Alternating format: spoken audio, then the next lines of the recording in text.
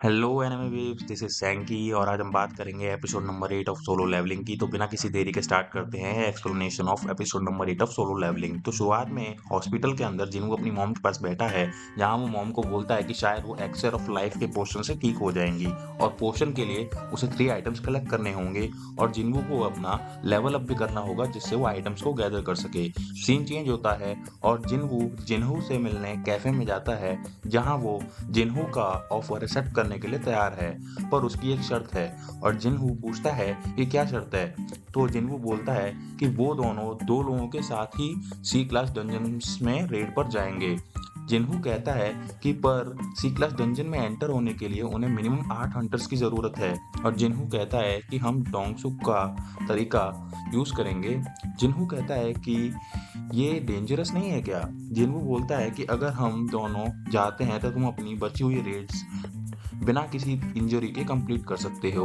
और जिन्हू बोलता है कि ठीक है, मैं तैयार हूँ। और जिन्हू मेंबर्स और गेट की अरेंजमेंट्स कर लेगा। सीन चेंज होता है, हम चाही को देखते हैं जो स्टेडियम में रनिंग कर रही है।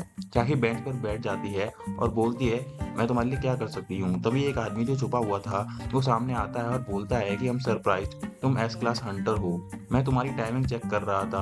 और वो आदमी चाहिन को मोरोपीशी कंस्ट्रक्शंस का कार्ड देता है और वो कंपनी में पर्सनल डिपार्टमेंट का मैनेजर मासाकाजु तोमिनागा है। सीन चेंज होता है और हम जिन्हू को अपने डैड के साथ कार में बैठा देखते हैं और वो बोलते हैं कि गेट को आए हुए अब 10 साल से ज़्यादा हो चुके हैं।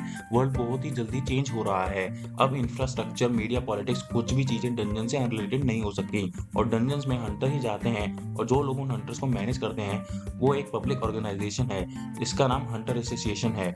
और हंटर एसोसिएशन अवेकन हंटर्स की रैंक डिटरमाइन करती है, गेट लीकिंग को भी वही प्रोसेस करती है और ऐसे डंजन ब्रेक्स के लिए भी वही रिस्पॉन्सिबल है। और ये एसोसिएशन बस एक पब्लिक इंस्टीट्यूशन है, पर वर्ल्ड को चेंज करने के लिए जितने रिसोर्सेज हमें चाहिए और जितने हम ला रहे हैं, ये कंपनी बेस्ड है।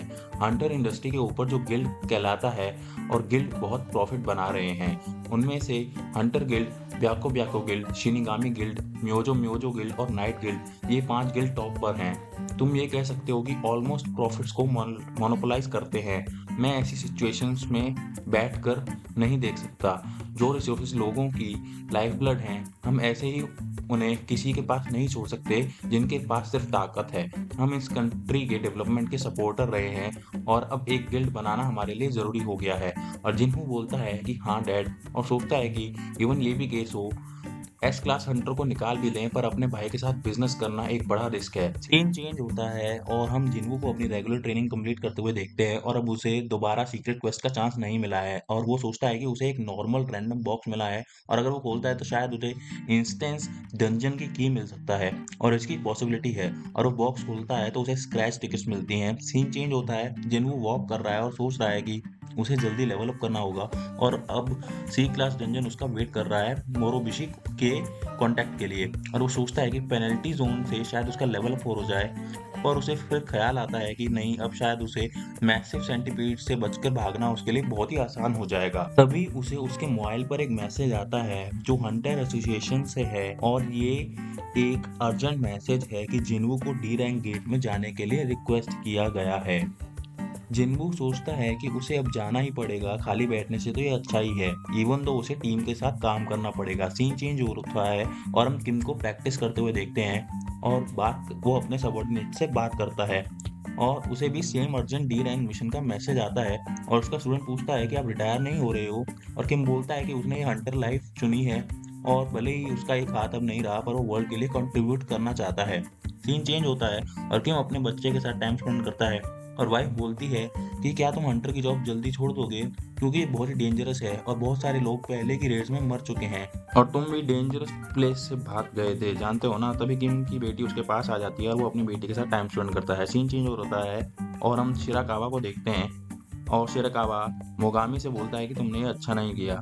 मोगामी बोलता है कि तुम्हारा क्या मतलब है और शिराकावा बोलता है कि तुमने मुझे बहुत सारे इंटरव्यूज करने के लिए फोर्स किया। और मोगामी कहता है कि हाँ, मैंने देखा, ये बहुत ही आसान था। मोगामी शिराकावा को फाइल देता है और बोलता है कि लगता है कि मोरोबिशी कंस्ट्रक्शन अब नया गिल्ड स्टार्ट करने वाली है। शिराकावा कहता है कि मुझे ऑलरेडी पता है।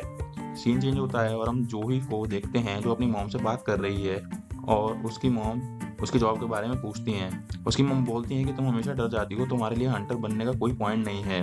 तुम्हारी रैंक क्या थी? B rank. क्या तुम फुटमैन बनकर रहना चाहती हो? जो भी तुम्हें वापस आ जाना चाहिए और हमारे काम में मदद करनी चाहिए। मैं तुम्हारे डैड के लिए परेशान हूँ। ये सुनकर जूही को गुस्सा आ जाता है और जूही बोलती है कि मुझसे बात मत करो, मुझे अकेला छोड़ दो, मैं अपनी चीज़ें खुद डिसाइड कर सकती हूँ, और कॉल काट देती है और उदास होकर बैठ जाती है। और जिन्हों को ट्रेनिंग करते हुए याद करती है और बोलती है, थोड़ा और ट्राई हार्ड करते हैं। और तभी जूही को भी सेम मैसेज आता है कि डी रैंक डंजन में जाने के लिए उसे इनवाइट किया गया है। सीन चेंज होता है और हम चाहिन को देखते हैं जो मोगामी से मिलने जाती है और वो पूछता है कि क्या हाल चल रहा है चाहिन। और वो उससे बताती है कि ट्रेनिंग करते समय मोरोबिशी कंस्ट्रक्शन से एक आदमी उससे मिलने आया था और उसने बोला कि वो एक गिल्ड बना रहे हैं और उन्हें किसी भी तरह चाहिन चाहिए। और मोगामी बोलता है कि तुमने मना कर दिया, और चाहिन बोलती है कि हाँ मैंने मना कर दिया। सीन चेंज होता है और हम प्रेसिडेंट शिराकावा को बाहर में बैठा देखते हैं और वो मोगामी की बात याद करता है कि कनानियों के बारे में शिराकावा के क्या ख्याल हैं, और वो कोनन आइलैंड की बात कर रहा है। मोगामी बोलता है कि थर्ड रेड के बाद अब कोनन आइलैंड एक्सेसिबल नहीं रहा और पब्लिक भी साल में एक ही बार मेमोरियल सर्विस की स्टेट बता सकती है, और लोग उस आइलैंड के डर को भुलाने की कोशिश कर रहे हैं। और कुछ भी हो जाए, मोगामी उस आइलैंड को कैप्चर करके रहेगा आने वाले टाइम में, और वो इसीलिए स्प्लिट नहीं होना चाहता। उन्हें लोग चाहिए और उन्हें पब्लिक का ओपिनियन भी मूव करवाना होगा। और शिरकावा कहता है इसीलिए हम लोग इंटरव्यूज कर रहे हैं और नए रिक्रूट्स को ट्रेन भी कर रहे हैं। सीन चेंज होता है और जिनवू डंजन में जाने के लिए घर से निकलने वाला होता है, और तभी उसकी बहन बोलती है कि तुम वर्क पर फिर से जा रहे हो, कुछ टाइम से बहुत ज़्यादा वर्क आ रहा है। जिनवू बोलता है कि एटलीस्ट वो एक स्टेबल इनकम तो कमा पा रहा है, ये एक अच्छी बात है। और जिनवू निकल जाता है। सीन चेंज होता है और हम किम को देखते हैं जो रेड में जाने के लिए जा रहा है और याद करता है कि उसकी स्वॉर्ड मॉन्स्टर्स के खिलाफ काम नहीं करती, और वो एक स्वॉर्डमैन था और वो एक मैजिकल हंटर की पावर अवेकन किया है। क्या ही किस्मत है। तभी उसे जिन्हू दिखाई देता है और किम कहता है कि उसे नहीं लगा था कि वो जिन्हू से दोबारा ऐसी जगह मिलेगा, और जिन्हू की अपीयरेंस देखकर शॉक हो जाता है। और जिन्हू उससे उसकी कटी हुई लेग के बारे में पूछता है।